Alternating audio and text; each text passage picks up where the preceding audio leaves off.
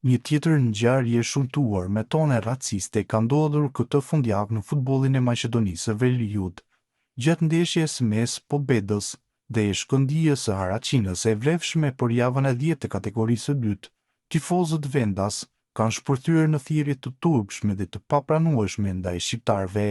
Takimi që u zhvillua në qytetin e Prilepit përfundoi me fitoren minimale 0-1 të Shkëndijës së Haraçinës, e cila po kryeson kampionatin dhe synon ngjitje në elitën e futbollit maqedonas. Por atmosfera sportive u zbe nga sjellja skandaloze e tifozëve vendas.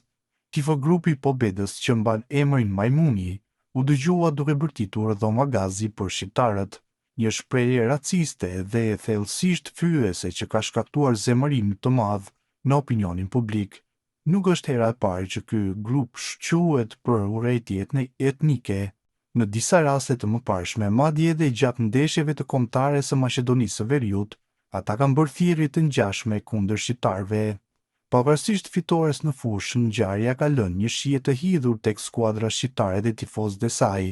Deri më tani autoritetet sportive nuk kanë reaguar zyrtarisht, por kërkesat për ndëshkim të ashpër ndaj tifogrupit dhe klubit vendas janë gjithnjë e më të forta.